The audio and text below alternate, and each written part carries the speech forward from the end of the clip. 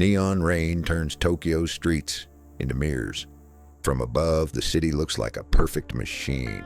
Trains on time, lights in rhythm, crowds flowing like water. But every machine has seams. And in Tokyo, the seams are quiet. They hide behind polished doors, behind respectful bows, behind paperwork that looks harmless until you understand what it buys. Tonight, we're stepping into a story that people love to sensationalize. They whisper about a blood ritual. They picture swords, shadowy alleys, and violent vows. But the darkest secret of Tokyo's underworld is not a blade. It's a signature. It's a stamp. It's a promise that sounds like business until it becomes a cage. This is Blood Ritual, the dark side of Tokyo, secrets of the Yakuza underworld. Now, quick reality check before we go any deeper. This is an educational documentary-style story about organized crime and the systems around it. It is not a guide. It does not glorify violence, and most of what makes this world powerful is not cinematic at all. That's exactly why it works. Because if you want to hide in plain sight, you don't look like a monster. You look like a professional. Picture a narrow street near a busy station, restaurants shoulder to shoulder. Office workers laughing, tourists taking photos, a couple arguing about where to eat. Nothing suspicious. And then you notice something small, a man who doesn't belong to any of those groups. He isn't threatening, he isn't loud, he isn't chasing anyone, he's just present, always present.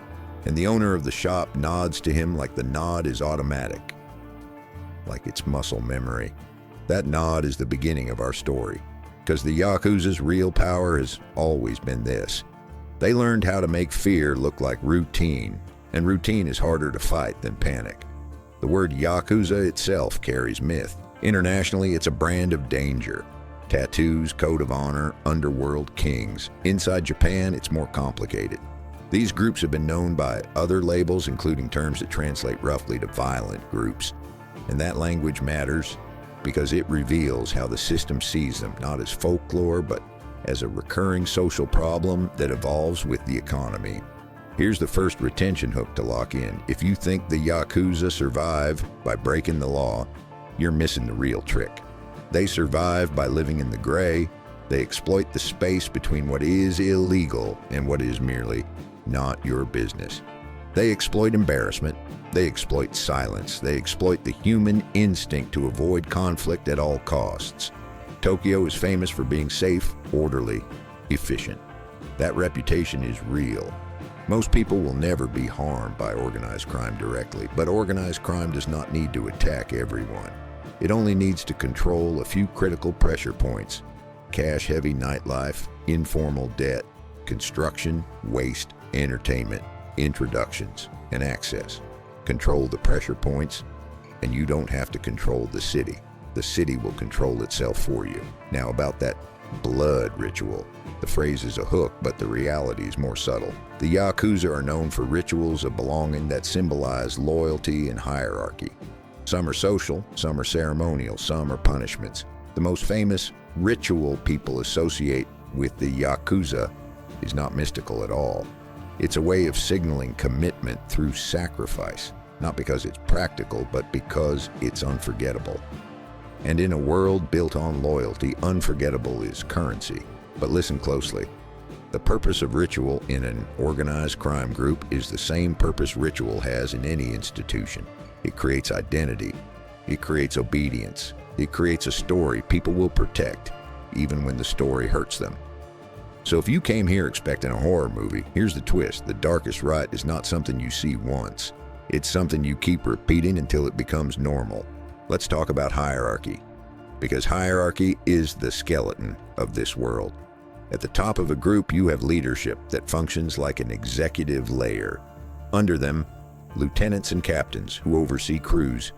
Below them, newer members who do the grinding work, collecting, enforcing, managing venues, acting as muscle, or running errands. What makes this structure dangerous is that it can resemble legitimate organizations. Titles, offices, meetings, schedules, and rules.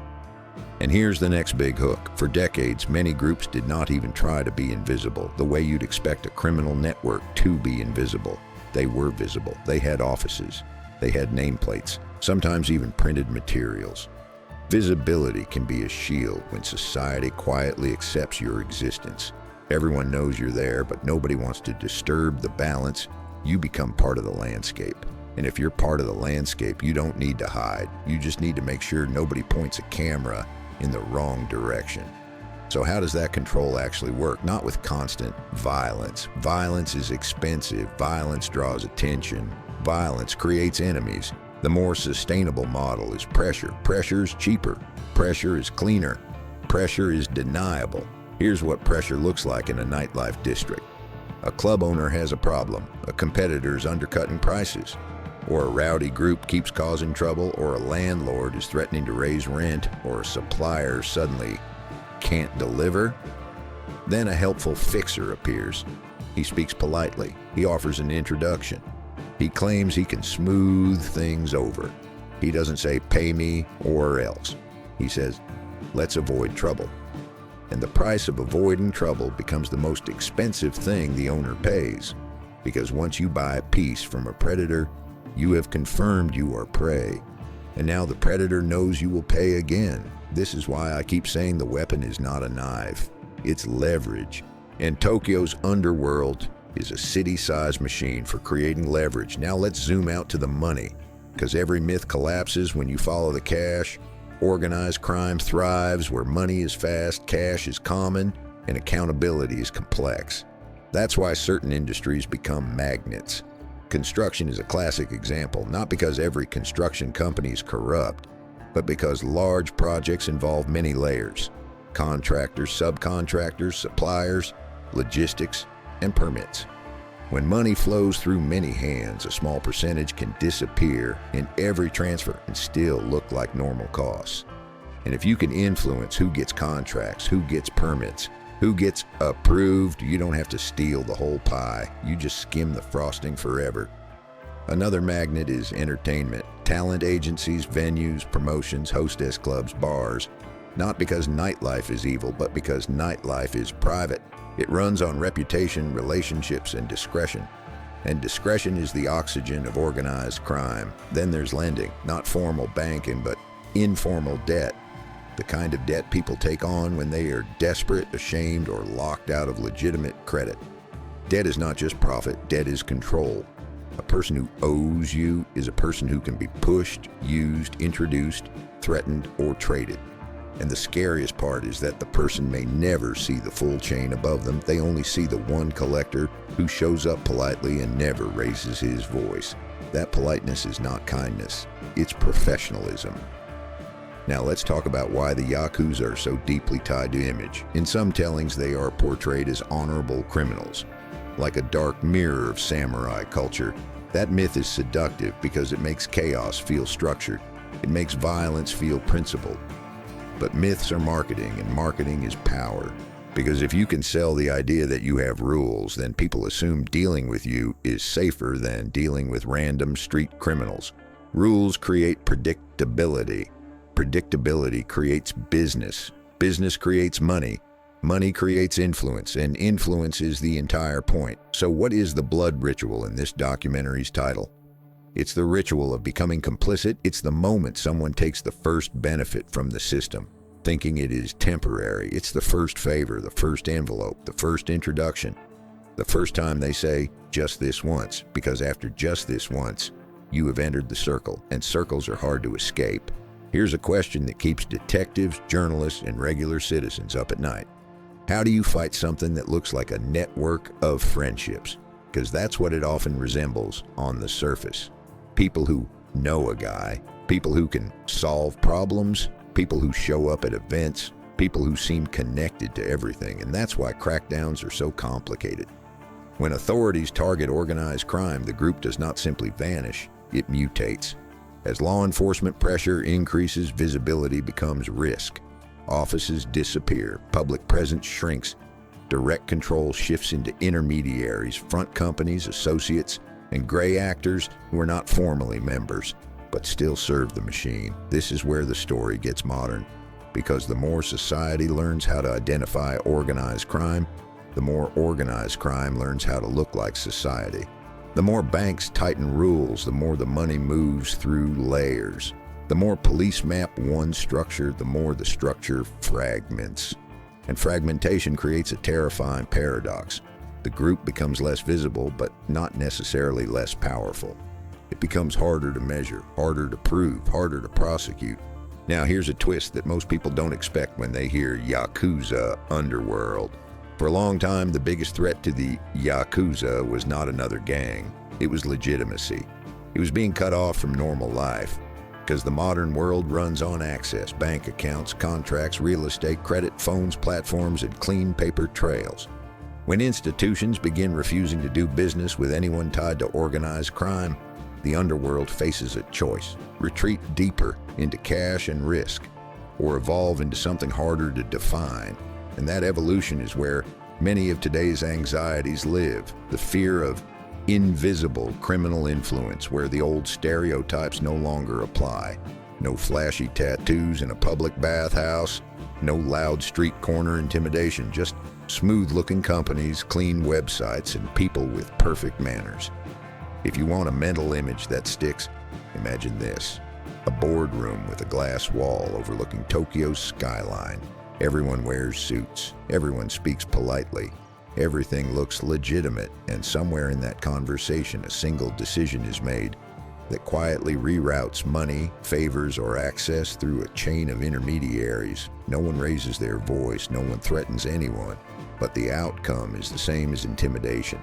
Because when you control options, you don't need to control people. People will choose what you want because they believe they have no alternative. At this point, you might be asking, does this mean Tokyo is secretly run by the underworld? No, and that's important. Tokyo is not a cartoon city controlled by gangsters. Japan has strong institutions, capable law enforcement, and a public that often demands order. But organized crime does not need to run Tokyo to profit from Tokyo.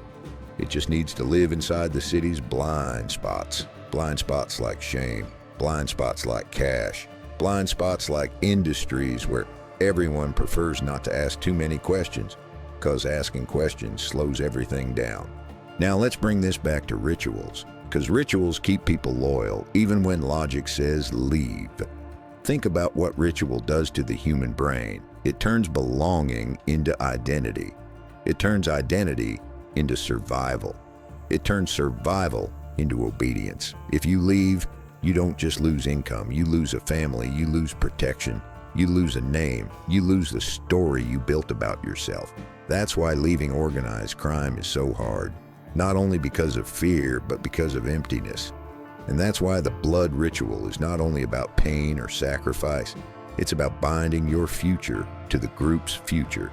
So how do investigators break a system like that?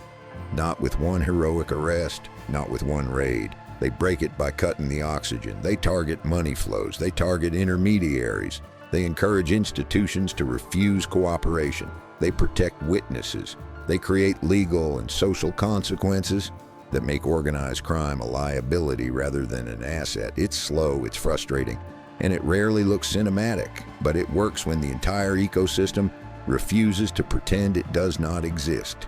Here's the moment I want you to engage because it reveals what kind of viewer you are. Which is scarier to you?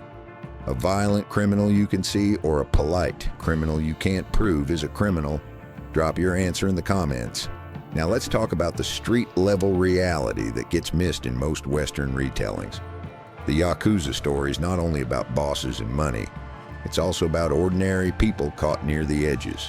Business owners pressured into fees, workers recruited when life corners them, families who carry the stigma, neighborhoods that learn to keep their heads down. And this is where the documentary tone matters. It's easy to turn organized crime into entertainment. It's harder to treat it like what it is, a system that monetizes vulnerability, because the underworld does not create most problems from scratch. It finds existing problems and sells itself as the solution: a conflict, a debt, a competitor, a scandal, a mistake. Then it offers a service: protection, pressure, silence, or access. And once you accept the service owns you. If you've ever wondered why some people keep paying even when they hate it, here's the answer. Fear's not always about being harmed. Sometimes fear's about being exposed. In a society where reputation matters, The threat of embarrassment can be as powerful as the threat of violence. And that is one of the reasons Tokyo can look so calm while a darker economy operates in the background. The city's surface is built on harmony, and criminals exploit the desire to keep harmony intact even at a personal cost. Now there's another twist that keeps this story alive. The Yakuza have been shrinking in visible ways over time, under pressure from laws and social changes. That makes people assume the problem is going away. But a shrinking brand can still leave behind a thriving method. Even if the old-style organizations weaken, the techniques they pioneered do not vanish. They can be adopted by other groups, splinter actors, and flexible networks. That is why the Underworld is not a single thing. It's an ecosystem. And ecosystems don't die in one dramatic moment. They slowly change shape until you're not sure what you're looking at anymore. So when someone says, the Yakuza are finished, the smarter question is, finished as what? Finished as a visible, traditional hierarchy? Maybe in some ways. Finished as an influence that knows how to exploit money, access, and fear? That's a much harder claim. Now let's end where we began. Tokyo at night? You walk through an alley lit by signs and reflected rain. A delivery scooter hums past, a couple laughs. A bartender wipes a glass. A salaryman checks his phone. A tourist glances at a map. And somewhere nearby, behind an ordinary door, someone is making an ordinary-looking agreement that will quietly reshape someone else's life. No chanting, no dramatic sacrifice, no cinematic blood, just the real ritual, paperwork that binds, silence that protects, and a city that keeps moving because nobody wants to be the one to stop it and ask, who benefits? If you want more stories like this, documentary deep, emotionally alive, and focused on the real mechanics behind the myth, subscribe and share this video with a friend who loves true crime that actually explains how the money moves.